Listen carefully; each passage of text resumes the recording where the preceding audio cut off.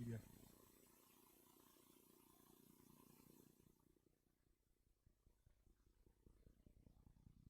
on screen. So there's some interactive PDFs I have in which, okay, there's some interactive PDFs that I have in which we can kind of like look at in order to kind of set us underway. I'm just waiting for, but within those PDFs, okay, within those PDFs, first of all, I just want to kind of like gauge how we think in terms of, okay, what's our thought process in terms of, okay, the things that we purchase and the things that we do. Are you a person that, could you could you go to, okay, yeah, no, okay. We'll go scroll up, go to 6 straight away. So in terms of needs and wants, I think this is a battle that people would kind of like struggle with in terms of identifying and knowing, okay, what is it I need and what is it that I want? And kind of like being able to isolate them and split them into 2 separate categories kind of like allows you to kind of like focus on the things that you need to do in order to finance your goals, in order to be able to plan accordingly. So could you go to the PowerPoint?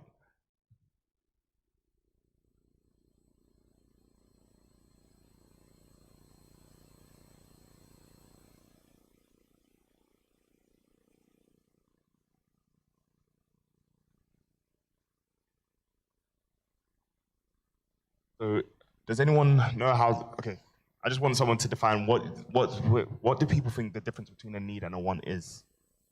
And anyone? Anyone? Any takers? Evangelist Esther?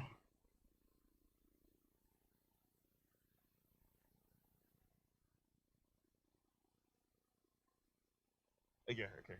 So if you could go to the next slide, please.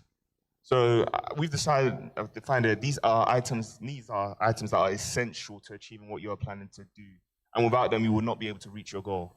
And when I say essential, don't misquote me, I'm not talking about the essential hoodies or the essential tracksuits, because those are kind of like, those are expensive. Those are expensive. You have to be a big baller like Ben Moreau in order to be able to afford those. So that I wouldn't categorize as a need.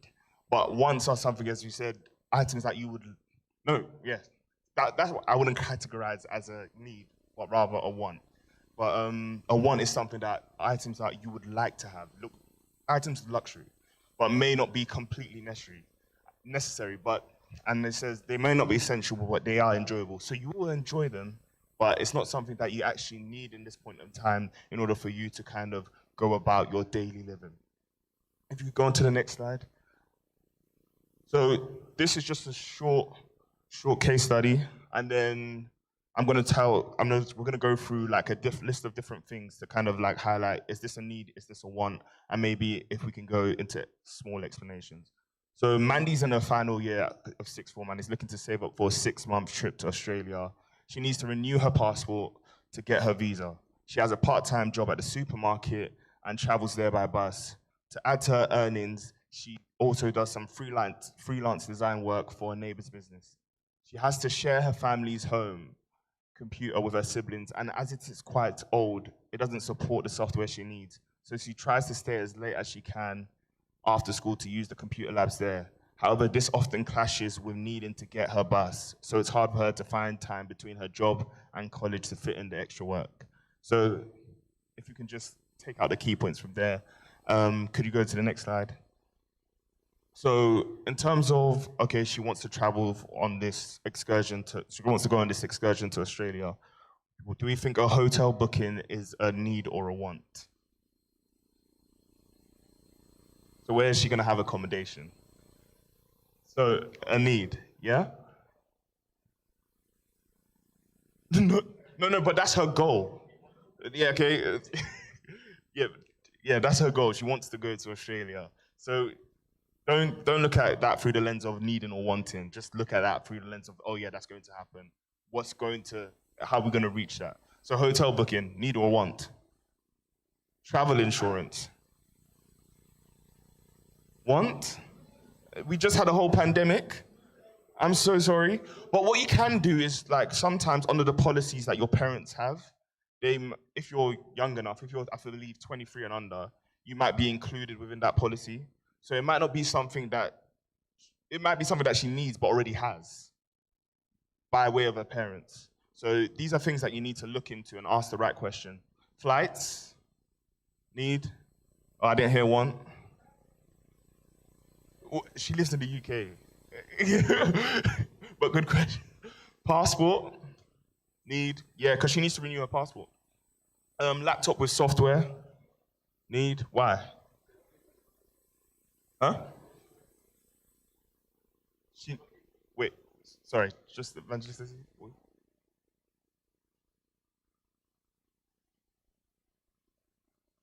Do some free. Mhm.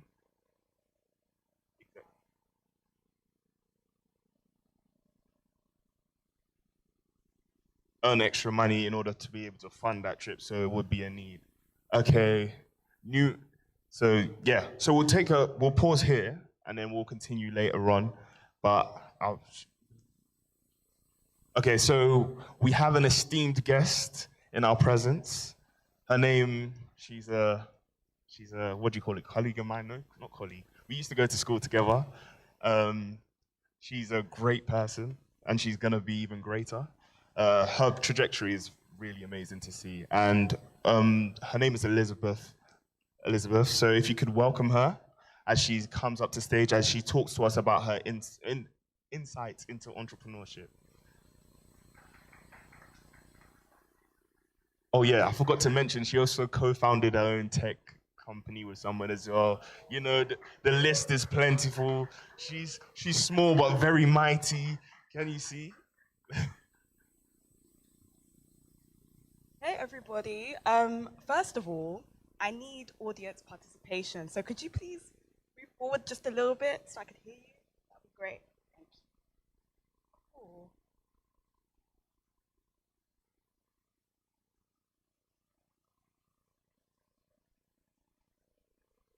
Everyone had a good day so far? Cool. Apart from the rain. Caught me blindsided.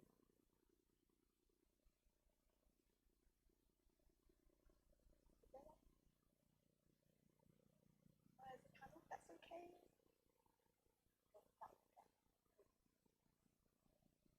Okay. Can you minimize the panel if that's okay? Is there any way that you can get like a full screen view? If not, that's cool. All right. Okay, cool. Hi, everybody. I'm Elizabeth. I am here to talk to you about entrepreneurship, but if I'm perfectly honest with you, an hour is just not enough time, so I'm going to give you a whistle-stop tour through a few things. So I'm going to introduce you to myself and kind of let you know what makes me qualified to even be standing here, talk about what entrepreneurship is, introduce you to entrepreneurship, and also talk about what you can be doing in schools and colleges to kind of get you on that track. And in between, we'll have a couple of exercises, hence why I wanted you guys to kind of in the same kind of area. Cool. Next slide, please.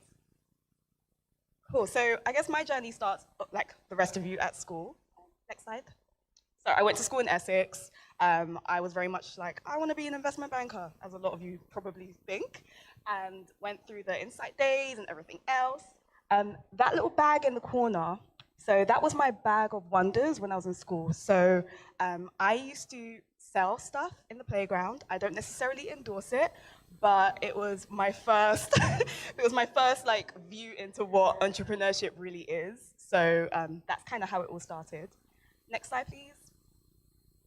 Then I went to sixth form, next slide, and I studied the IB, which is where I met Ola, and next slide, please. Yeah, this is me in sixth form. Nothing much to say here, apart from it took up a lot of my time. And then university happened, so I managed to get a shot of my first day of freshers and graduation. So I think the pivotal moment for me was university, and I'll get into that later. But again, I went in thinking, I'm going to be an investment banker. I've done all the insight days. I'm on a banking scholarship. This is what's going to happen to me. And then in my final year, everything kind of changed. Next slide, please. So then I came up with my first business idea. So as you know, my process was, okay, I want to go be a banker. I'm doing policy, politics, and economics. You know, this is the route for me. In my final year, I had just completed my final internship, and I was kind of disillusioned by the whole thing. I was just like, this isn't really for me. This is not really what I want to be doing. I don't think this is what I'm called to do. And then my mom went to Ghana. Next slide, please. And she bought me that pair of trousers. And I was like, okay, this is really cool. If I want to get something like this, I have to buy the material, probably in Liverpool Street, take it to a tailor, get it made. Is it really worth the financial investment? Probably not. So I came up with my first business idea, which was Mod to Measure, which was a made-to-measure fashion brand, which was all online, everything manufactured in Ghana.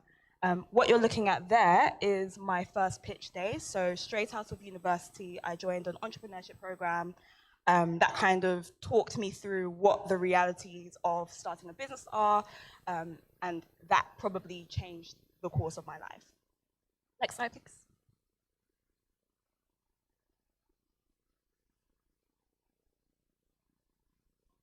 So then, finishing my first job out of university where I was working at a startup, I decided, you know what, I just want to take the plunge and do something for myself. A couple of my friends, because I was running a business, would come to me and ask questions about running a business and, you know, how to brand themselves and how to market their business. So I said, okay, why don't I just try doing this freelance, which is what I did. Next slide, please. So the first 6 months of this was a real grind. It was like literally building a portfolio of clients from the ground up. It was tough, I was broke, but then by February 2020, things started to pick up, and then a month later, COVID hit. So pretty much overnight, all of my business disappeared, and I was kind of back to the drawing board because I just you couldn't really get clients in an environment where businesses were closing down literally overnight. Next slide, please. And then that brings us on to eFitter, which is what I'm doing now. Next slide. So back in November 2019, I reconnected with someone I knew in sixth form. She had this idea for solving problems within fashion tech, and I said, okay, this sounds cool. This sounds right up my street. We started working together. So we first launched a podcast called The Fit, which was the UK's first fashion, innovation, and tech podcast before Vogue Business, might I add. And then in April this year, we launched our first product, which is a Chrome extension that predicts your size when you're shopping on Zara and H&M. So if you guys have sizing issues, you know where to go. Cool. Next slide, please. So yeah, that's just a whistle-stop tour in terms of like what my journey has been like. So, you know, I mentioned right at the beginning, I was selling stuff at school. I didn't really think of it as entrepreneurship. I just did it out of necessity, if I'm honest with you. And that was my first insight into business and money management and risk-taking because, you know, if you get caught in the playground, especially when you're selling in year 11, it could be a bit political, getting suspended, all of that. Didn't want that. So now I just want to talk to you about what entrepreneurship actually is. So before I go on, I want you all to just shout out the first thing that comes to your mind when you think about entrepreneurship. Cool, yeah, innovation. Creativity, business, yep. Leadership, good one. Mindset, yes. Okay, that is great because I'm going to be focusing on that throughout the rest of this presentation. Anything else? You in the corner, do you have anything? Risk, yes. Vision, yes. Cool. Next slide, please. So you've actually got a lot of these. Can you scroll up just a little bit, please? Can you scroll up a bit, please? Oop. So we can see the whole of that. Thank you. So, okay, we've got most of these on here. So we spoke about innovation, which I think is crucial. So a key part of entrepreneurship is you are solving a problem that exists for somebody. If you are not solving a problem in a creative way, you are not an entrepreneur. Full stop. I'll talk you through a couple of these. So problem solving is another thread that's going to go throughout this, because as I said, if you're not solving a problem, you're not an entrepreneur. If you are running a business where you want to pitch for funding, there is a whole slide dedicated to the problem that you're solving. So whenever you're building your business, that needs to be at the core of whatever it is that you're building.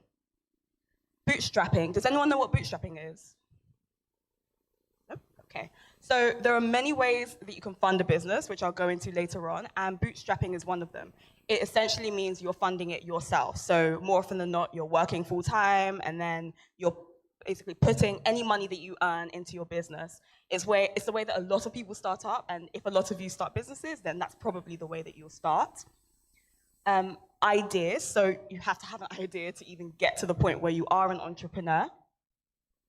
Risk. So I briefly spoke about when I was building my business strategy business, I was broke. It meant that I stopped renting in London and I moved in with my brother to save money because I knew that I needed to have the capital in order to fund my business. And it was a high risk venture. So the reality of being an entrepreneur is you have to be prepared to take risks and be prepared to lose out on your investment as well.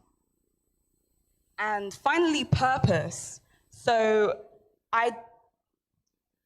this is my opinion, and a lot of this will be based on my opinion. You'll probably see contrary opinions when you hear people talking about entrepreneurship, but my opinion is that in order to be a successful entrepreneur, you have to be fulfilling a certain type of purpose.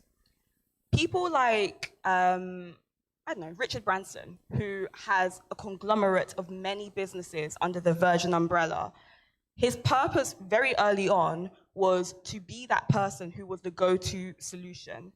And he made it happen. You know, he was the person you go to if you needed a record. You go to Virgin Media. If you wanted to fly to America, you go to Virgin Atlantic. Now, if you want to go to space, you probably go to Virgin Galactic. So he made it his purpose to be the one-stop shop for all things. There are other entrepreneurs like one of my favorites, Sharmadean Reed, who was the founder of a company called Wa Nails, which was in Soho. It was a nail salon. And her purpose was to make entrepreneurship accessible for women. So it started off with a nail salon, then it evolved into a conference for female founders, then it evolved into what she's got now, which is called Beauty Stack, which is essentially an events platform where people are encouraged to be independent, to be financially independent, to explore their ideas. So I think that in order to proceed as a successful entrepreneur, your purpose has to be at the heart of whatever you're doing. Next slide, please. Cool. So on that, we've got our first exercise. Yeah, perfect. Can you zoom out just a little bit, please?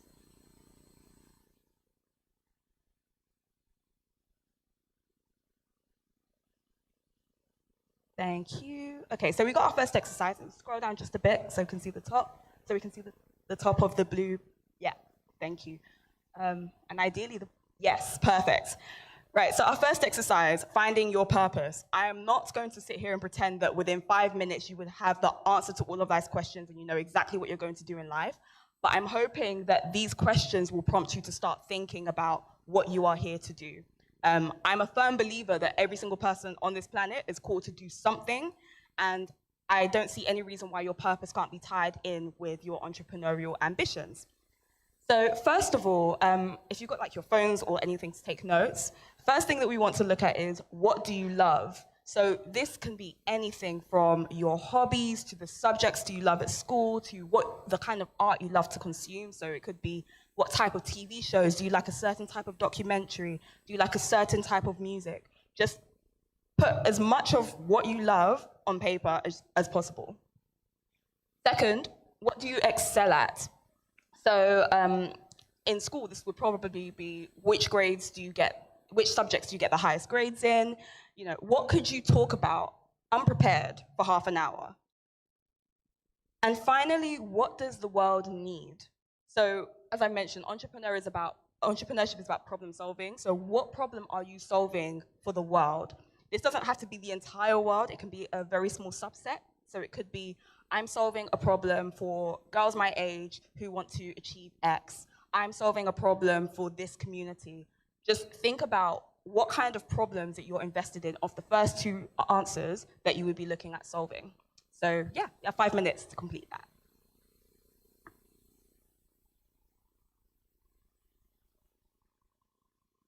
Feel free to discuss this amongst yourselves, by the way. Like,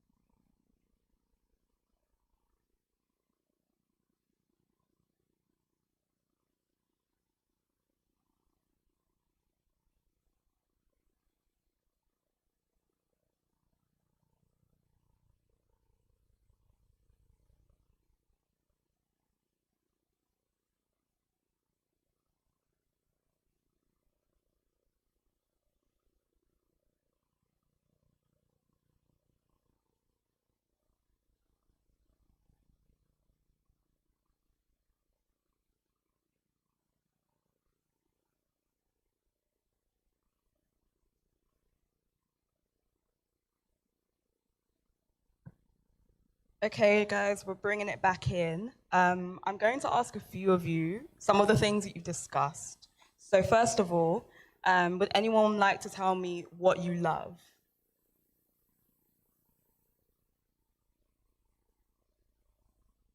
You love football? Okay, watching it, playing it?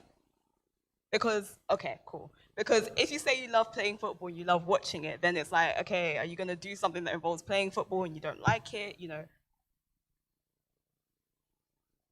coaching. Okay, that's a good one. Anybody else? What do you excel at?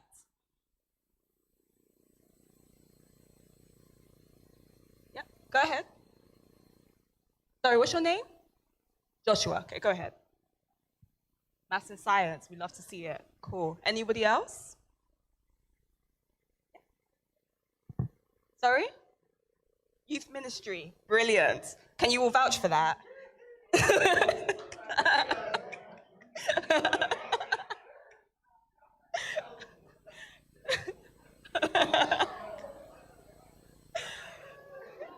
Sorry, what's your name?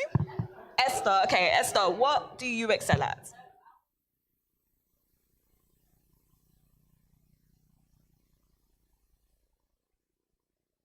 Getting to know people, speaking to people, public speaking. So I can summarize that as you are empathetic in that you understand people and you can get to know them on a level. All right. Now the last one's kind of hard, but has anyone got any ideas for what the world needs? Now it doesn't have to be the answer to solving world poverty or anything grand like that. It could be that, but it doesn't have to be that big. Go ahead. What's your name? Sorry. Bemioro. Okay.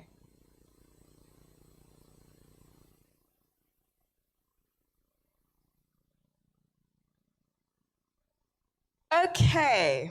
So I want you to take a step back. What problem are you solving there? Yes. Because we've got Strava, we've got 8Fit, you've got the Nike app, you've got Fitbit. Like, there are so many apps out there. Why do we need that? What problem are you actually solving?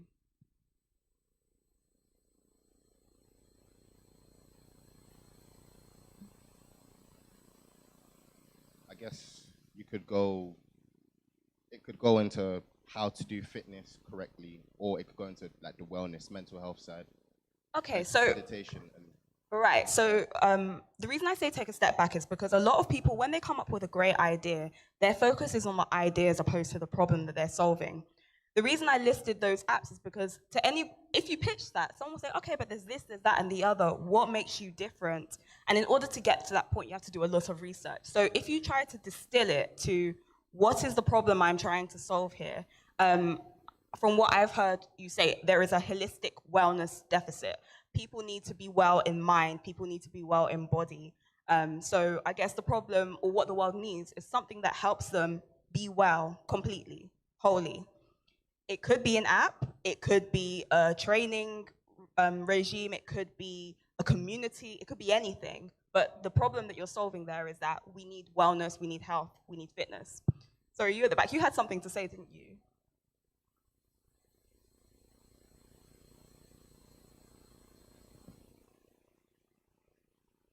Yeah, mine was gonna be pretty much alongside of like it was is it's more of like having a self-sustaining toilet for countries that don't have that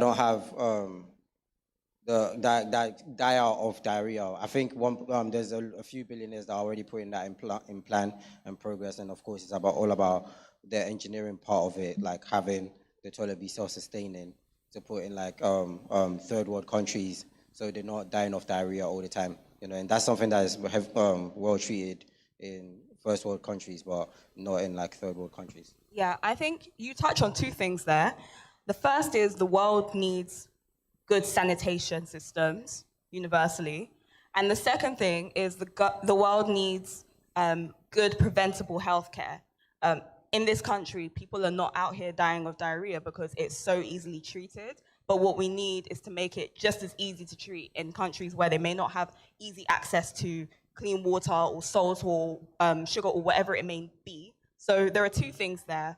Again, try to focus on the problem before you even think about the solution, because your solution, if you come up with a solution first, you may not actually be solving the problem you think you are, and you'll also get so attached to that idea that when you're faced with an opportunity to pivot or change it, you probably won't, and you'll end up building something that people actually don't really want or need.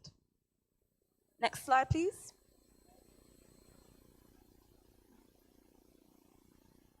Cool, so most of you are in some sort of education, so ranging from school to university, is that right? All right, cool. So I'm going to talk about what entrepreneurship could mean within your educational sphere. So first of all, the first tip that I would give anyone at this stage is try to be an all-rounder. So the more things that you're good at, the more options you have, quite simply. Myself, so when I was looking at sixth forms, I could not decide for the life of me which A-level subjects to do. I had like a short list of about 5. I didn't really want to do 5, but I didn't know what to choose from, which is kind of where I ended up doing the IB, because it was more suited to me, because it was just so broad and I wanted that broad coverage. That may not be you, and that's okay. So if you are not that all-rounder, focus on one thing or a couple of things that you're good at and try to excel at them. You'll notice that when you're very young, people pride you on being an all-rounder, but then once you get into the world of work, people are looking for a specialist. That tends to be the case in corporate, not so much in startups. I think there are still merits to being an all-rounder throughout your career, because like I said, it gives you freedom, but just know that when you enter the world of work, more often than not, they'll want you to be very good at something. So just focus your energy, if you're not that all-rounder, to be really, really good at something. Next slide, please. Cool. Second is choose subjects that make sense. Next slide, please. So, as I mentioned, I did the IB, which is where you have 6 subjects across loads of different categories. It's hard. This is a list of every single subject that I did at some point or another. There are only meant to be 6. There are 11. I changed subjects so many times. Some of them I didn't even go to the first class. For example, higher music was cancelled. I was in standard English for about a week and I said, nope, I want to do performance. So I switched to performance. I did higher maths for way too long when I shouldn't have, because it was just not for me, way too difficult, and I should have done something else. And I ended up switching at the end of my first year, which everyone discouraged. The moral of the story is, next slide, please. Be decisive. So if you are going to go that route where you want to give yourself options, commit to what you're going to do. I made my 2 years way more difficult than they needed to be, because I couldn't really decide what I wanted to do, because I was like, I want to do that, I want to do this, and then changing subjects meant that I couldn't do other subjects. Don't be like me, be decisive. Take your time in advance when you're choosing either your A-level subjects, your uni modules, whatever it may be. Read up on it, make sure you understand what they're asking you to do. Make sure it's something you actually want to do, because studying is not easy. You shouldn't be doing something that you don't want to do if you're studying and you have the option to do so. So make sure it's something you actually want to do. Next slide, please. And finally, unpopular opinion, but I'm going to have to say it because I feel like I'll be failing you if I don't. Your education is not for your parents, it's for you.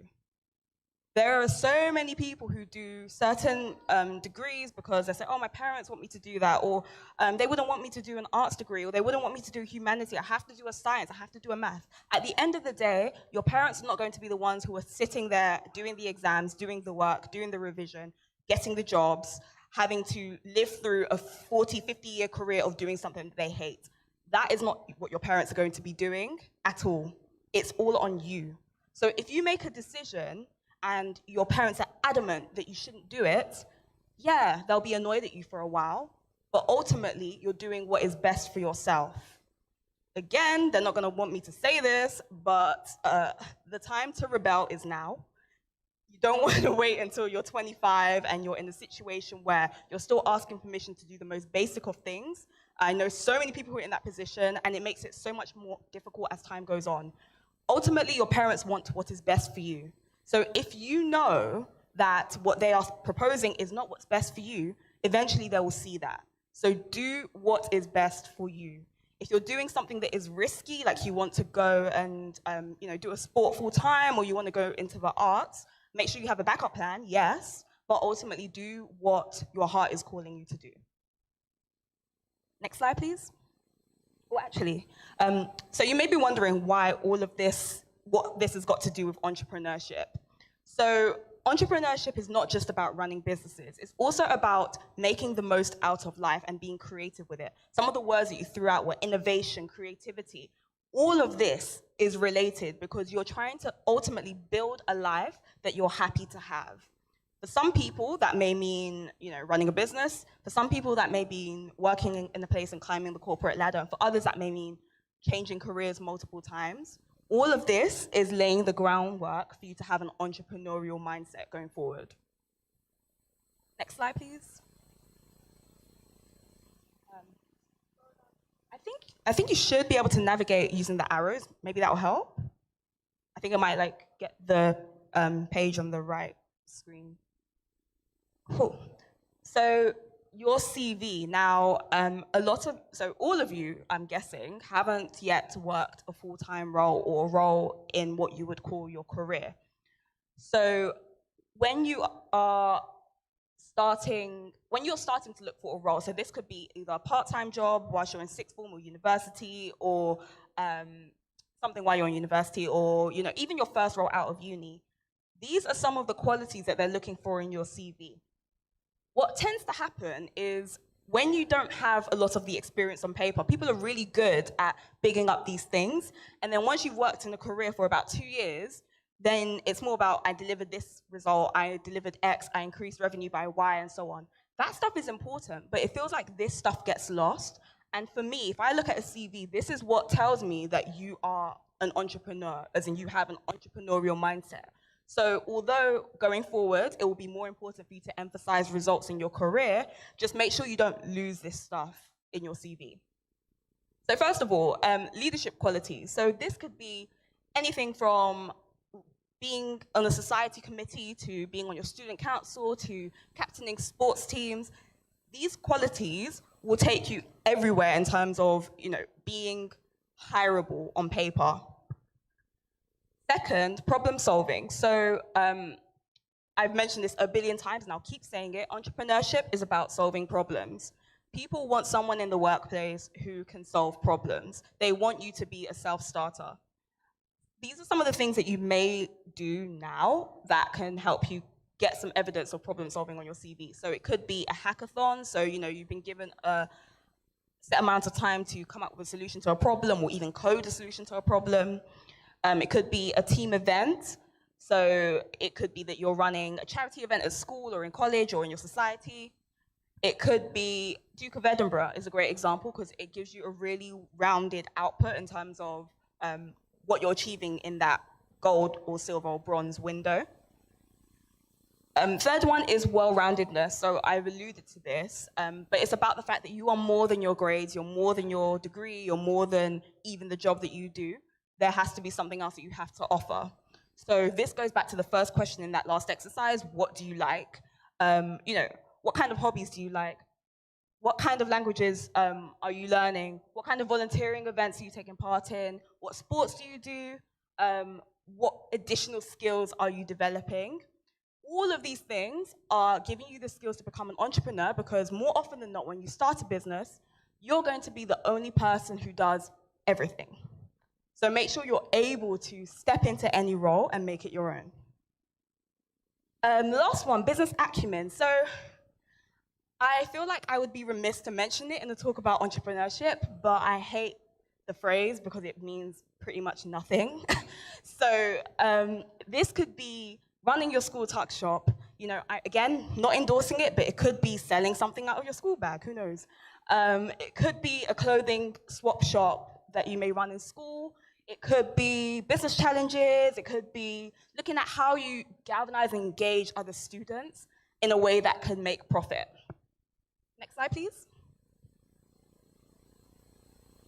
finally, your age is an advantage. Now, a lot of you may be thinking, oh, you know, I have this idea, but I'm so young, I don't even know where to start. First of all, no one knows where to start. You're not alone. It's not an age thing. No one ever knows where to start.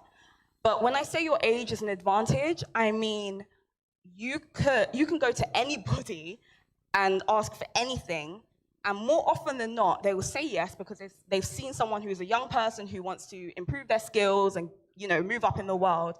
They will say yes, unless they're extremely, extremely busy. So what I'm saying is, if you have something that you're interested in, you know what your career goals are, or you know what kind of businesses you want to engage in, or you just know the kind of people you want to have in your circle, now is the time to reach out to them because they will probably say yes.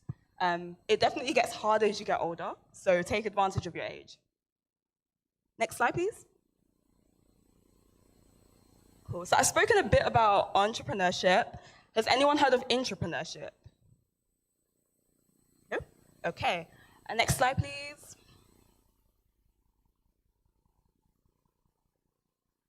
So intrapreneurship is not about running a business. Like I said, the association with entrepreneurship is running a business. Intrapreneurship is not you setting up a business. It's more about you being in a space, a working environment, or a group, or a society, and finding entrepreneurial solutions to problems. So a marker of someone who's entrepreneurial is someone who's action-oriented. They're not just talking, oh yeah, we should do this, we should do that. They're actually going out of their way to do it. In the workplace, it depends on where you are. So I've worked in different types of companies. I've worked with different types of companies. In startups, entrepreneurship is basically the way of working. So everybody should have the freedom to get up and just start something and say, oh, I've done this thing, what do you think? And then if it goes wrong, they'll ask for forgiveness rather than asking permission. I like that way of working, but it doesn't always work in certain industries. So I've also worked in the public sector, which is like working for like councils or local authorities, local governments. Not the same. It's very slow, it's very backwards, it's very much a reflection of our political landscape. Entrepreneurship is not really encouraged, but I encourage you to just look within wherever you are and think, okay, what are we doing that we could be doing better? And rather than asking, oh, shall we do this? Just do it, because people will respect that result a lot more. Next slide, please. So I've given you a couple of examples of what entrepreneurship could look like. So there are some roles where entrepreneurship is pretty much built in. Tech is what I know more than anything, so I'm just going to give you a few examples of what that looks like in tech. So a product manager is a person who's in charge of any product that you use, which could be Gmail, it could be the reply all feature in Gmail, it could be the Trainline app, it could be your Google Calendar, it could be anything. So a product manager is a person who manages that product. A strategy manager is anyone who strategizes on any one thing within the business. So it could be, okay, we've got a big business in the UK, we want to expand in other countries, what's our strategy for that? It could be, okay, we've nailed this product. For example, Google, like, okay, we've nailed search, let's do maps. What is our next big thing, pretty much? A growth marketer is, a lot of marketing roles now are built-in growth marketing roles because marketing now is all about gaining traction as quickly as possible. And what that means is getting as many people aware of your product as quickly as possible. Has anyone heard of growth hacking? Okay, growth hacking is a concept that is applied to anything. I'll be more specific in a bit, but it's basically about speeding up the growth of anything. So it could be, I've got this app and I want to get as many downloads as possible, as quickly as possible. And a growth hacking method could be, well, maybe 15 years ago, it would be having a flash mob in the middle of London and people would be like, oh, what's this thing? And it gets people's attention. Growth hacking could also be, I am a bodybuilder and I want to be as shredded as quickly as possible for this competition. There may be nutritional things that they can do that make that change very quickly. So growth hacking is anything that powers growth very, very quickly. And that's what a growth marketer does. They're trying to power the growth of marketing within a company very, very quickly. And change management is extremely vague, but it could mean Following on from the strategy person, okay, we need to make some changes to the way that we work operationally. What does that actually look like? How do we maximize our output? And the last one, Agile Delivery Lead, I will not go into much detail, but there are different methodologies and frameworks in tech companies. One of them is called Agile, and basically the principle is that you build something very, very quickly, you test it, you keep iterating, build it, test it, rather than waiting until you've got all of the funding and all of the ideas and building one big thing. Because if you wait and build that one big thing and launch it, people may not be interested. So Agile is the more standard way that a product is rolled out today, and it also means that you minimize your risk by testing it small, so that if people don't like the product or they don't use it, you haven't lost as much as if you built this great big thing first. Couple of examples of entrepreneurship in other industries. So you could be a doctor. I realize I've used 2 medical examples. That was completely unintentional. But you could be a doctor and you are you're new grad, so you've just started your rotations and you started a community training program at a teaching hospital that is separate from the rotations that the students do, just to get everybody involved, to share learnings. That is a great example of entrepreneurship, because not only does it increase retention, which means that people are less likely to leave that hospital, but it also encourages people to come to that hospital because they know that they've got this great community in place. And the last example is a dentist. I kind of borrowed this example from someone I know, actually. So you can be promoting a specific dental center or promoting good dental hygiene on social media. And what that would do is encourage people to become dentist students, and it will also encourage people to, again, engage with that dental practice, because they know that they have the best resources, the people there are on social media, they're engaging. Next slide, please. Oh, actually, before I move on, does anyone have any questions on entrepreneurship and anything so far? No? Okay. Yeah? Yeah.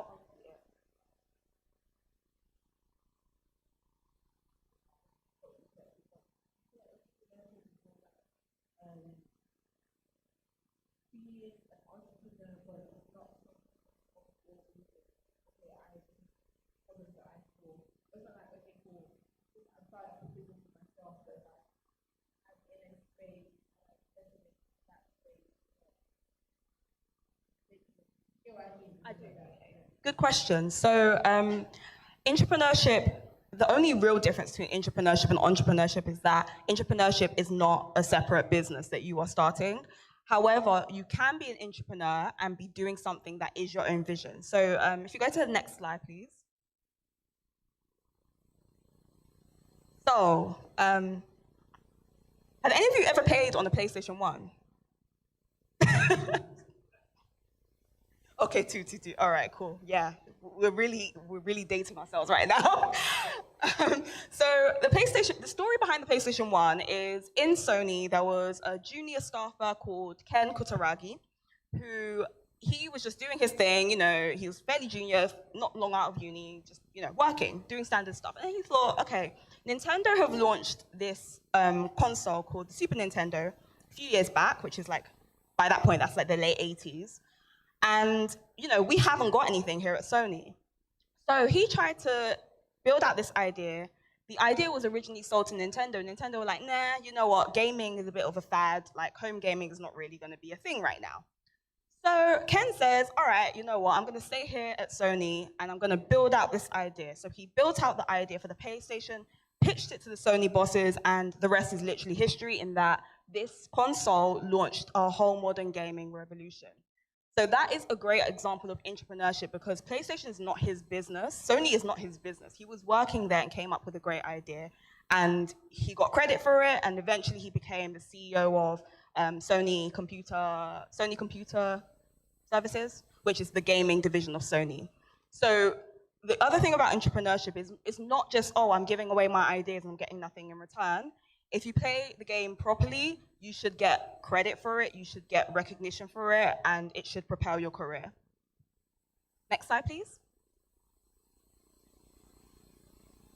And in Google, they have a thing called 20% time. So this is a very startup thing. I think Google might have been the first to do this. In my first company out of university, we had a thing called Perspective Days, which was every other Wednesday. We were not in the office. We could work quite literally anywhere. And we were working on something that helped us work, but was not our day job. So for me, that meant I didn't speak to any clients because I had a client-facing role. I was just thinking, okay, what can I do to maximize revenue? So for me, I was like, okay, I'm just going to put together a roadmap that as soon as a client comes on board, we just give them these tests to do, and then it will increase their revenue by 20%. Google introduced this thing called 20% time, which is basically the same principle. So if you work at Google, 20% of your time, which is around a day a week, you can spend doing absolutely anything that is not your day job that can help, improve the company in some way. And Gmail actually came from someone's 20% time. So they were working on their own thing, and they were like, hey, I've come up with this mail client, let's try this. And now Gmail, I think, is the biggest email client in the world. So again, showing that a lot of the great ideas don't come from entrepreneurship, as in someone starting a business and then selling it to the big businesses. Often they're developed in environments where you're encouraged to be creative and encouraged to grow. Next slide, please. Cool. Our second exercise. So we've spoken about the things we love and the things that we are good at. So now we're trying to put it all together to think about a few things that may actually be our purpose or that we may want to work on. So first of all, what could you do with the things you love? So for example, Ola mentioned that he loved football. He could play football, he could watch football, he could, play football on FIFA, he could go to watch a game. There are many things that you can do from the thing that you actually love. Don't think about monetizing it or making a business out of it necessarily. Just think, what can I do with this thing? I can listen to music, I can play music, I can teach music, I can go to a gig. What can you do from that? Do you currently do anything that is entrepreneurial? So this is a very broad question, and this is just based on what we've discussed so far. Have a think and think, okay, what do I do that is trying to have a creative solution to a problem? Bonus points if it makes money, but what is a creative solution to a problem in my life that I'm solving right now?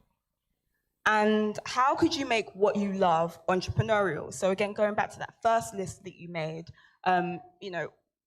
which problems exist in the fields that you love? For example, I'm sure a lot of you watched the Euros, and a conversation that came off the back of it was how incredibly racist England is, and also the fact that English footballs are subject to incredible racism.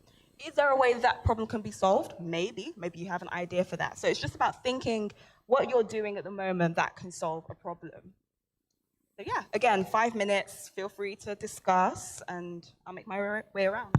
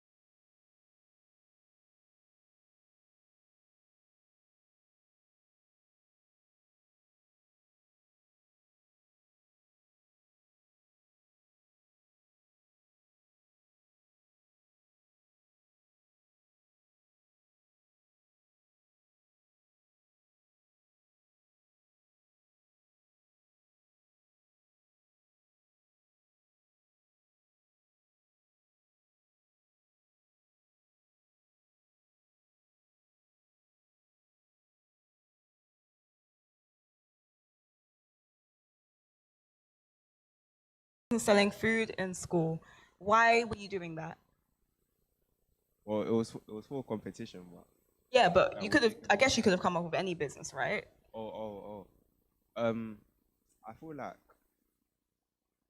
people in general, yeah, they don't really like school food, so we thought that would be something that people would like, and so we thought that people would buy from us.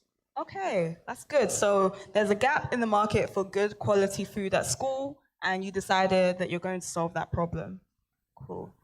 Does anyone else have anything they want to say? Yep. Yeah, I want to answer the second question as well. Do you currently do anything that's entrepreneurial? So in my school, I do IT course, and they made us do like a social media thing, and we had to make our own business. And the business that I made was a delivery service business, which was called DST Delivery Service. So in this, I decided to make it because I chose this type of business because I realized that I want a lot of delivery services around. I could only name like two or three, like DPD and UPS delivery service, and yeah, that's what. Okay, so what did you deliver? We didn't deliver anything. We just this was a coursework that we did. I just felt like, yeah. Okay. That's a great idea. So there aren't many delivery services in the area. So you said, okay, there's a gap in the market. Let me try to produce something that actually solves this problem for people who they don't have options. They're stuck with, I don't know, DPD and My Homies, which just throws their stuff over a fence or something. So that is good. Cool. Next, actually, yeah, go ahead. In my field of work, there is like because I'm into like fashion, close to like magazines and all of that. So in my field of work, there is like there is easy access to getting with very high fashion designers and all the big brands out there. But at the same time, there's no direct link towards new designers getting their stuff noticed and getting their stuff towards magazines. So at one point, me and my friend did kind of start like a little agency thing to be the direct link so that every new designer can just sign up, and every stylist or every magazine that is looking for someone to promote, they'll just come to the page and just like yeah, like we would like to choose these designers, blah blah blah. And so yeah, I mean, it's something that is still an idea that I kind of want to put into progress, you know. That is a great idea. So the gap is that up and coming designers don't have a way to break into these magazines. And the magazines also want to promote up and coming designers. So the solution is producing a platform where people can just go and match those designers with the magazines. Great idea. Next slide, please. A little bit behind schedule, but I'll try to get through this quite quickly. So next slide, please. Right, now we're going to talk about launching a business a bit, because there is no way that I could even have a whole talk about this, let alone like 15 minutes. So this is my philosophy. I live by it. A business that makes no money is an expensive hobby. So for some of you who may be thinking, oh, okay, but Uber's not profitable, Deliveroo's not profitable. Yes, still applies. I don't think they're a business. I think it's an expensive hobby. Those companies fund themselves by raising tons and tons of funding from venture capital firms, and they say, oh, okay, yeah, we're doing great. But Uber actually does not have a model to achieve profitability, and it irks me. And I think it's a sign of immense privilege to be able to build something and not even make a profit. Don't be like Uber. If you're going to build a business, make sure it's profitable. Next slide, please. So when you're launching a business, your primary asset is not the thing that you're selling. It's not the product. It's not the service. It's you. If you decide to raise funding from somewhere, so let's say you want an angel investor to put some money into your business in exchange for a percentage of your business, the thing that you're going to be selling is yourself. There is a whole slide in the pitch deck that is dedicated to your team, which can be one person, but it's about what makes you equipped to be the person to run this business. What experience do you have? What skills do you have? What interests do you have? And so it's important that you do not undersell yourself when you're launching a business, because at the start, the only people who are going to believe in your business are yourselves. So make sure that you big yourselves up. Okay, this is again my opinion, and you'll hear this term a lot, but I don't like the phrase side hustle. I don't like the phrase side hustle because it implies that your business is less than whatever you're doing full time. You know, you could be working full time, you could be in school full time. I know someone who has a 7-figure side hustle, and I'm like, that's not a side hustle, you know? She works full time still because she chooses to, but she doesn't have to. That is a fully fledged business that has infrastructure, it has operations, that is a business. So I don't use the phrase side hustle, no matter how small it is, it's still a business. If you're investing the time and effort into building it, call it what it is, you know? Okay, next point. This is the first thing that I tend to say to any client that I'm working with, especially if they're having a brand new business, and that is, your idea is not currency. What I mean by that is, a lot of people will say to me, oh yeah, I have this great idea. And when I say, okay, what is the idea? And they're like, oh, I can't tell you unless you sign an NDA. First of all, most NDAs cannot be enforced easily because they're so vague. Second, the idea alone does not mean anything. So, sorry, what's your name? Daniel mentioned that he wants to start a delivery company. That idea is not new. There is DPD, there's Royal Mail, there's Miami's, there's TNT, like there are countless options. The idea itself is not valuable, but what is valuable is what you do with that idea, because you are the only person who can execute it the way that you want to execute it, and that is what you're selling. And off the back of that, competition is good. So if you have an idea for a business and you're like, oh, someone else is already doing that, I have to come up with something else, think about what you're doing that can be made better than what your competitor is doing. Competition is good for 2 reasons. The first reason is it encourages you to be better because you've got someone who's kind of on your back. And the second reason is because it can often open the door for collaboration. There are certain industries where you can actually work with your competitors and share information and potentially even share clients. So don't be intimidated by the fact that someone is already doing what you're doing. Like, there's always room for more. Next point, validate early and cheaply. So what that means is, you have your idea, and a lot of people, and I've already seen this and I've already kind of called it out, people will say, okay, I want to start a fitness app, for example.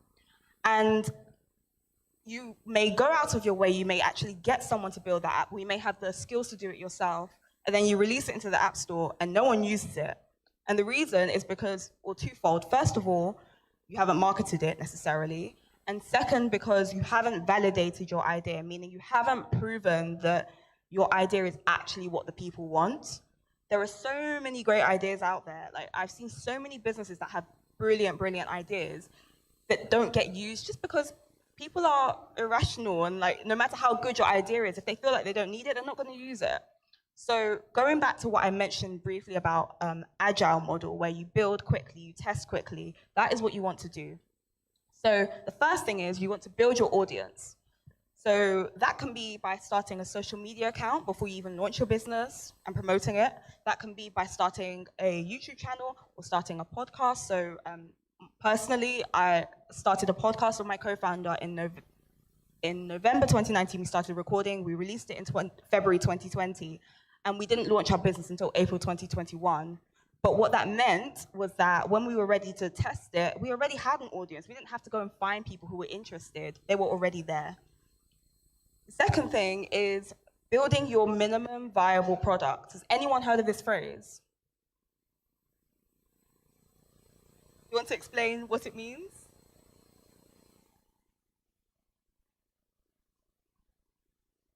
It refers to the idea of, say now I have a business idea. It's almost like a prototype, your first sort of like your test of the product that you're trying to deliver.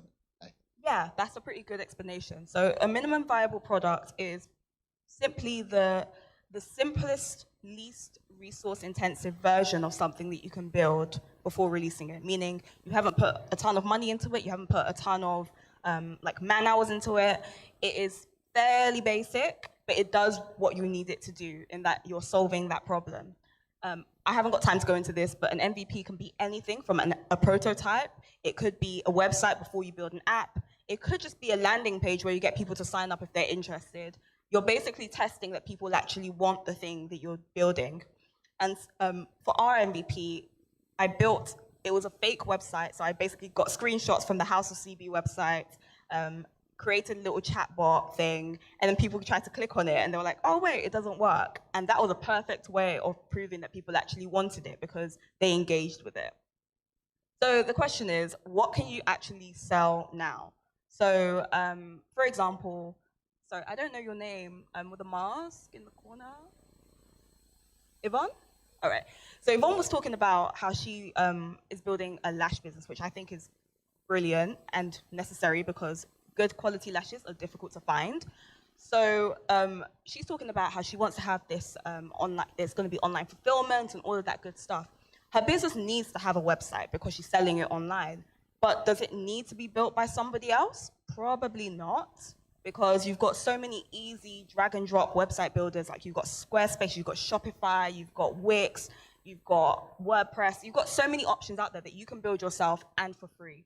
So, before you pay someone to do something crazy, think, what can I do with the resources that I already have? Next slide, please.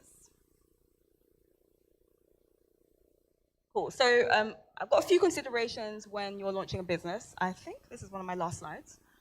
The first thing is when you're ideating. So there are generally two types of entrepreneurs that exist.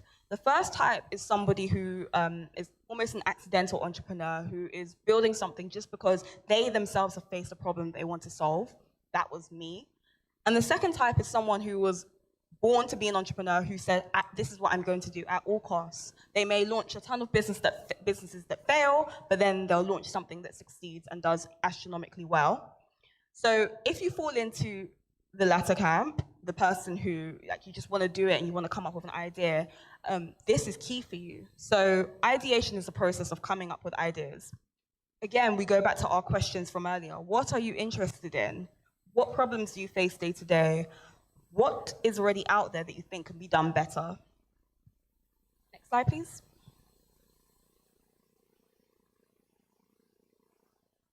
So I'm going to go into the details of about 3 things that that I want to mention that are relevant when starting a business that you may not hear in these talks, but also they're a bit dry, but I kind of have to tell you about them. So the first thing is admin. So there are different structures of businesses. The most common business structure is a limited company. A limited company means literally, it means limited liability, which means that you as an individual, if your business goes bankrupt, you're not liable to pay it unless, of course, you've stolen the money. But your business exists separately to you. That is the most common structure, and to do that, you have to register your business on what is called Companies House. If you go on the Companies House website, you'll see a catalogue of every single business that's been registered in the UK.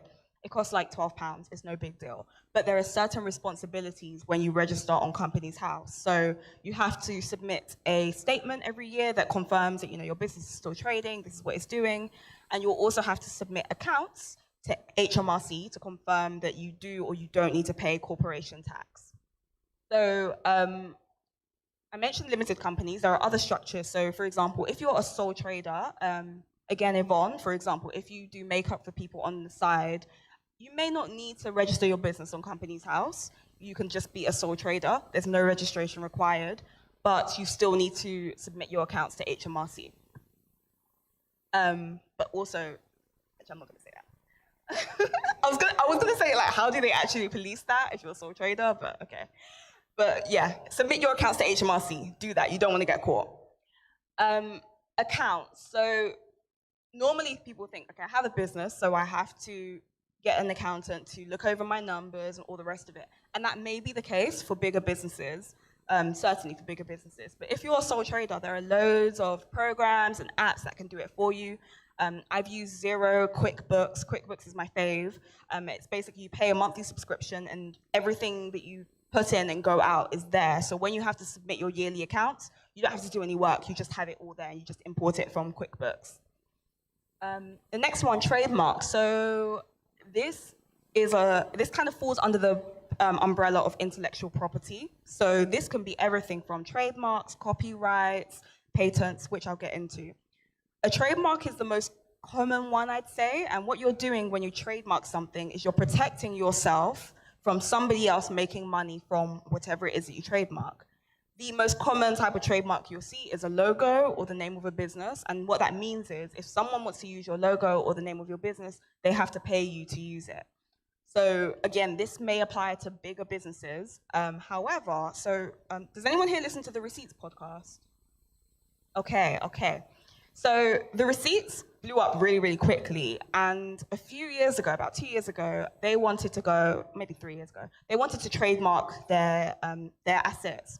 When you trademark something, you're not just trademarking your logo, you're trademarking your logo under a certain use, which means I'm trademarking my logo when it's used in clothing. I'm trademarking my logo when it's used in a podcast. You can't just trademark your logo across everything. I mean, you could, but you have to pay a lot to get every single class. So when the Receipts decided, okay, we're making money from this, we want to trademark our business, they trademarked it under the wrong classes. They trademarked it under classes that make absolutely no sense. So again, the trademark register is public, so you can see what is trademarked and who has trademarked it and what they trademarked it under. This is one of the things that you may want to get a professional to help you through it, like get a legal professional to walk you through it if it's that complicated. So what ended up happening to the Receipts is someone, a very bad mind person who I think might have actually been from 3 Shots of Tequila podcast, went and trademarked the Receipts under the correct classes. So he trademarked the Receipts under podcast, under merchandise, and what that meant on paper is that they couldn't actually use their own product because unless they paid someone else to do it. Now that's a very unusual situation and it's a very wicked thing to happen, but the point is it can happen. So if you do have a big enough brand, then definitely protect it. I'm not sure what happened or how it got resolved. I'm hoping it got resolved. I'm sure it did because now they're like marketing their shows and stuff. But if it did get resolved, they probably had to pay the guy from 3 Shots of Tequila to buy back their own trademark. Next thing is founder agreements. So if you have a co-founder, one of the first things you have to do is make sure you have an agreement in place, because if you go through the process of making sure that they own 50% of the company, they have 50% equity on company's house, and you don't have an agreement, and then they say, I'm kind of over it, I don't want to do this, they will keep that 50% because you have no legal leg to stand on because you didn't have an agreement in place. So if you're working with someone to start a business, it's super, super, super, super important that you have an agreement.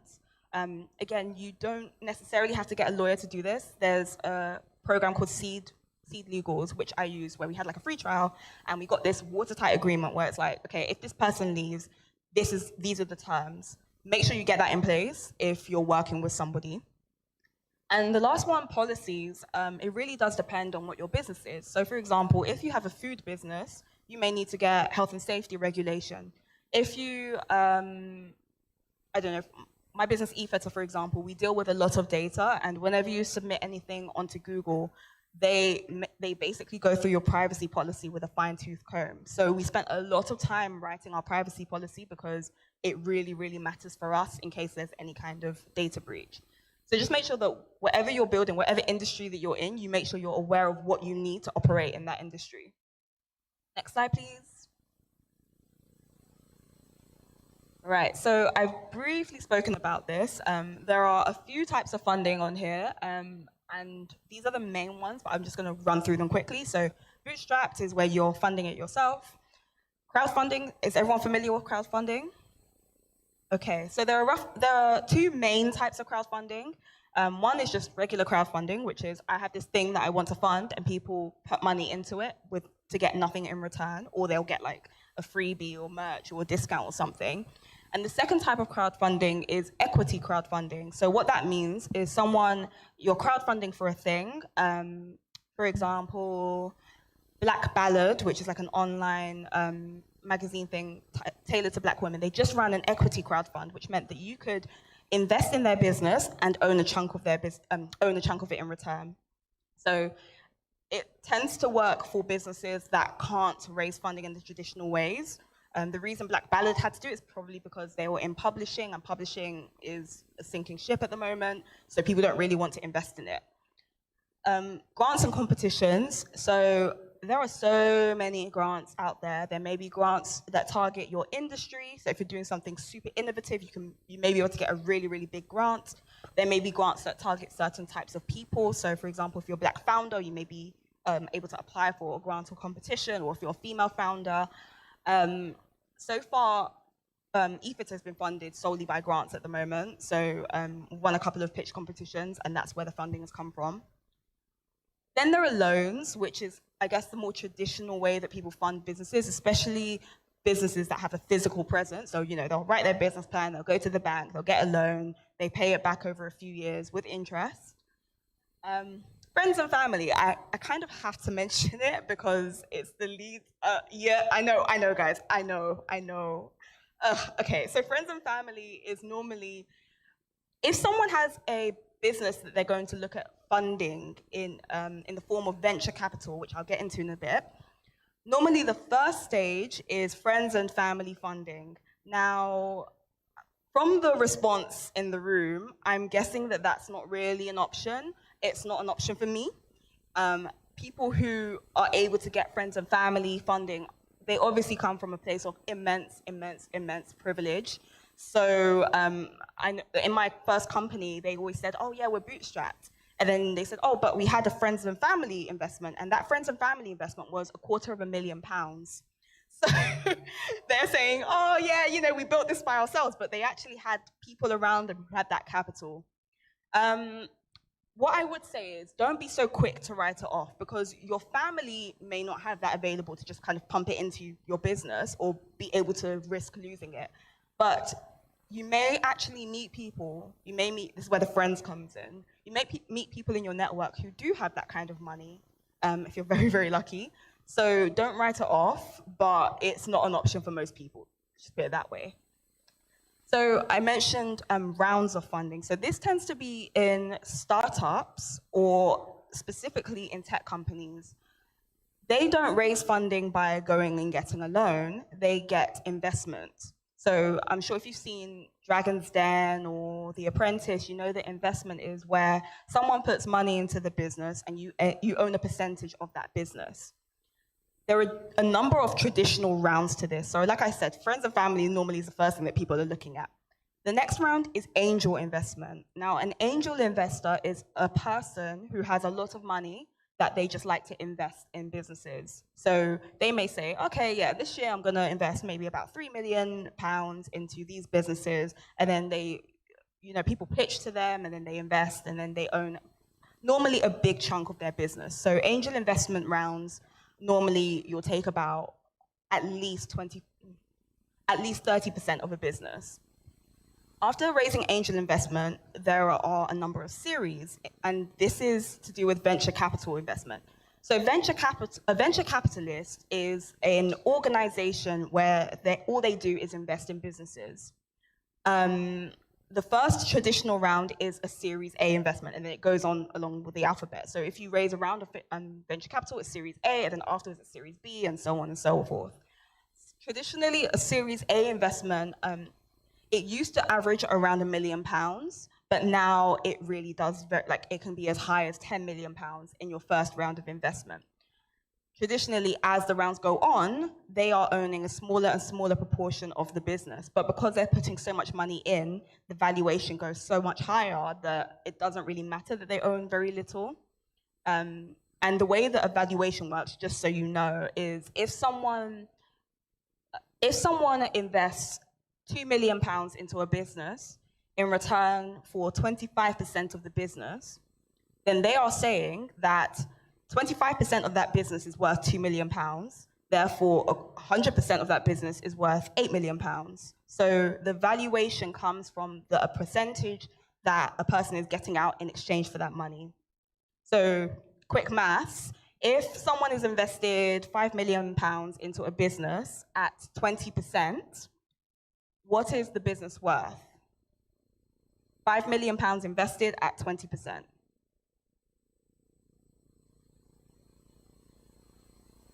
Sorry? 5 million at 20%. Yeah. Yes, 25 million. So what you're saying there is that 20% of the business is worth 5 million. 20% is obviously a fifth of 100%. So you just multiply the 5 million by 5. 25 million. Next slide, please. And finally, so mindset. Yeah, that one. Yeah, thanks. So mindset. Your name again? Sorry, Esther. Esther mentioned this right at the beginning, and I'm hoping that that is kind of what you've taken from this. That entrepreneurship is not just about running a business, it's more about the way that you think. Now, an entrepreneurial mindset does include things like financial and business acumen, because if you are bad with money and you're running a business, your business will fail. I mean, it's pretty simple. So get right with your money now. If that means that whether you have a part-time job or you receive some sort of pocket money or your student loan, be able to manage your money now, because that will help you when you're running a business further down the line. A customer-first approach. This is something that I pretty much live by. So whenever if I have to apply for a new job or anything, this is something that I emphasize because it's so important. When you are building anything, you're not building it for yourself, you're building it for your customers, which means that you have to listen to your customers, which means sometimes you may have to make difficult decisions because your customers have said, nah, we don't want this or we're not using this. And you may have to get rid of an idea that you hold very close to your heart. For example, my first business, Mod to Measure, the African clothing brand, the reason that failed is because I was targeting two niche groups. On the one hand, it was African casual wear, and that was pretty broad. It could be people who are of African descent. It could be festival goers. On the other hand, it was made to measure, which makes it more expensive. So because there were two separate niches that I was trying to reach, I couldn't hit the sweet spot in terms of my market because they were so different. So having a customer-first approach helps you to see these things rather than just pumping tons and tons of money and time and effort into something that doesn't even work. Prioritize self-care. Okay, the grind never sleeps. 24 hours. You have the same number of hours in the day as Beyonce, P. Diddy, whoever, Dr. Dre. No, you don't. First of all, because they have assistants. You do not live the same life as these people, so please do not compare your life to those people. And second, it's not healthy. If you're building a business and you're on your own building this business and you burn out, speaking from experience, if you burn out, your business stops, which means that you can't do anything for your customers, which means that, things like your reputation may get damaged, you're losing on revenue. So it's so important that you prioritize yourself. This means sleeping a healthy number of hours. You all should be getting 8-9 hours of sleep, okay? Because you're all growing. I personally, I need a lot. I need 9 hours. Otherwise, I don't feel ready for the day. Eating well, making sure that you have time to be social, making sure that you actually have the time to sit within yourself, to pray, to meditate, to read I can't believe I haven't spoken about this, but to read the word whilst you're running a business. Okay, so it actually comes up in the last point, but I'll get into that. But making sure that whatever you're doing, you're fulfilling your purpose and remembering that your purpose is ordained by God.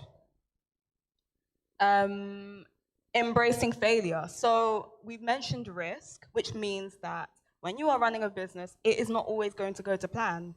My first business failed, but off the back of that, I'm building a second business, which is a lot more successful, and I kind of know what I'm doing with it.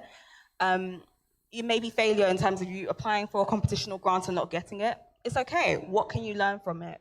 It may be failure in the sense of, I applied for this job that I really, really wanted, and I failed at the final interview. Make sure you get feedback. Whenever you fail at anything, make sure you get detailed feedback, because otherwise you're not going to learn from it. And finally, and most importantly, maintaining your integrity. Again, I'm going to say something a little bit controversial. I do not believe that the vast majority of billionaires have maintained their integrity. I think $1 billion of anything is such an astronomical amount of money that you have to have stepped on some toes to get to that point. And more importantly, when you have $1 billion at your disposal, there are so many problems that can be solved that do not get solved. So I don't believe that, my aim is not to be a billionaire. My aim is to have more than enough money that my family live comfortable and my children and my grandchildren live comfortable, but it's not $1 billion, because I don't think billionaires are inherently evil, but I think it starts off as, in Amazon's case, oh, okay, yeah, let's not raise their wages, we can keep the cost. And then it's, oh, it doesn't really matter which factory their stuff is being manufactured at, I don't need to know. And just by turning a blind eye to so many of these small things, it's chipping away at your integrity in the pursuit of money. So remember that your aim here is not to just accumulate as much wealth as possible, because that is greed, and greed is not good. It is about solving whatever the problem is, fulfilling your purpose, making sure that you are keeping what you hold dear close to your heart, and you're reflecting on where you came from, reflecting on what the word calls you to do. Yeah, I think that if you are running a business, it is so important that your moral compass is at the heart of what you're doing, because it becomes so easy to just dismiss things in the pursuit of accumulating wealth. So that is my final preachy message here, which is just stay true to yourself. Don't do something that if you looked back on yourself as a child, you'll be like, oh, what is this person doing? Make decisions that make you proud, basically. And that's it. Next slide. Yeah, that is it. Thank you for listening. I hope it's been useful. Are there any questions?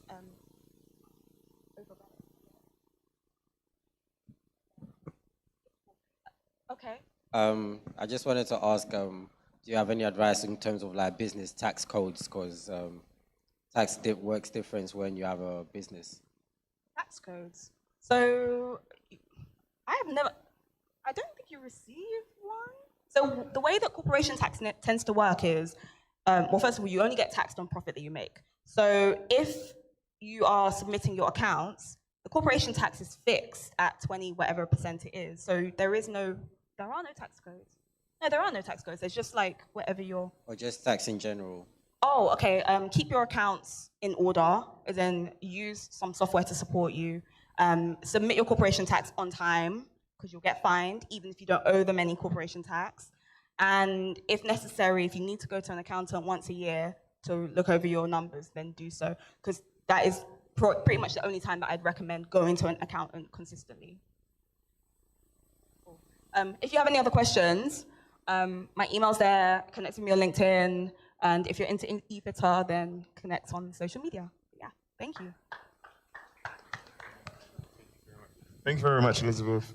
As she said, you can join the eThitter tribe on the eThitter app, and also her LinkedIn and also her personal details. We'll share that with you guys, so you can actually get in connect with her. And if you have any further questions, you can get in touch. Right now, I believe we're going to take a break. Yes, a 10-minute break. So, guys, we have 10 minutes, and then we'll come back, and then we'll be joined by the property strategist, who will now go to talk about how to buy property, which will be very insightful. So thank you, guys.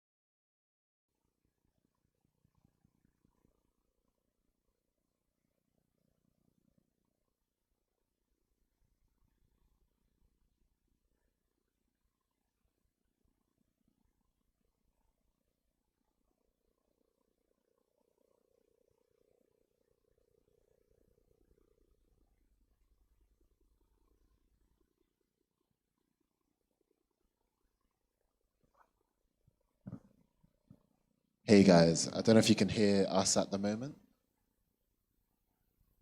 If so, feel free to unmute. Oh, you can hear us now. Amazing. Great. Thanks again for joining. Really do appreciate it. And it seems like the screen share is working all right. Do you mind if you guys just talk a bit just to see that we can hear you?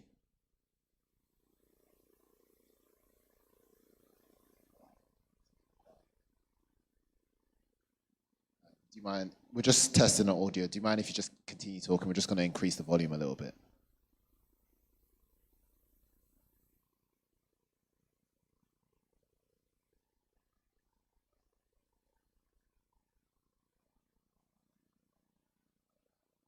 Where's the sound coming?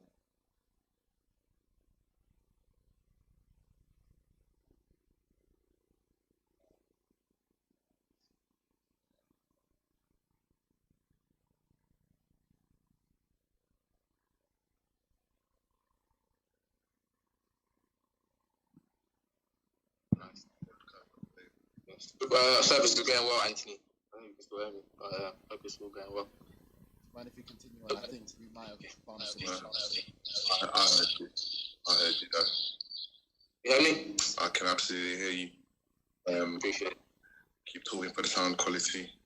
Are you Keep getting talking any because feedback got 1 minute left. Yeah, Oh, testing going on. So, Kenny, do we get to see your face today, Kenny? Is that okay? Okay? Yeah, you get to see my face. And is there any feedback from our end?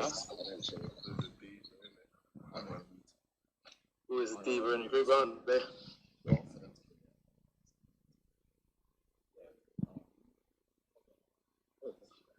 Wow.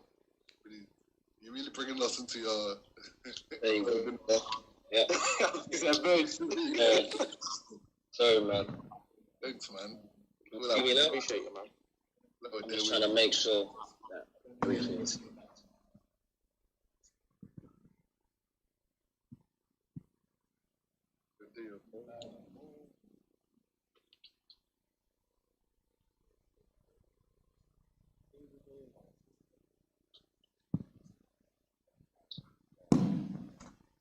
Cool.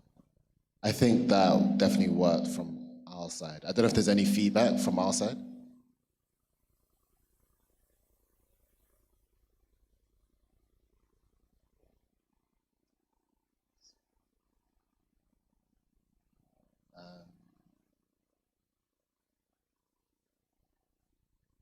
Right. So if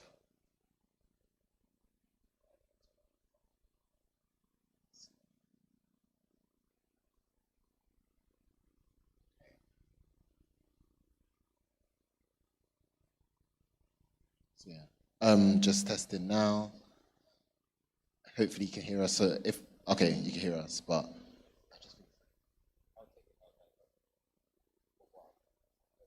oh, okay. Reckon?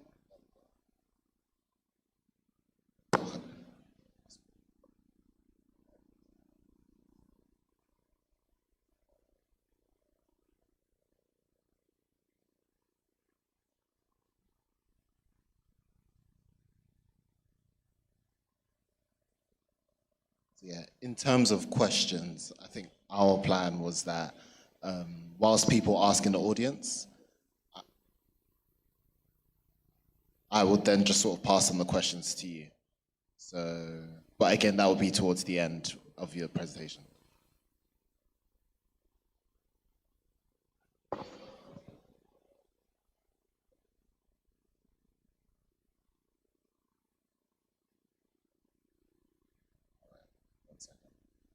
I think that as a wait, I think as a back option. Hold on 1 second. Sorry about this, guys. There's just it's still a bit quiet of us hearing you, so we're just trying to edit this sound a little more.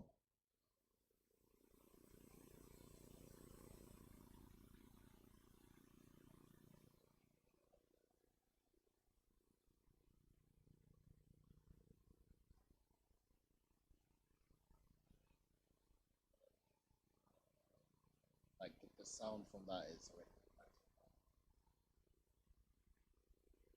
not unless we change the speed.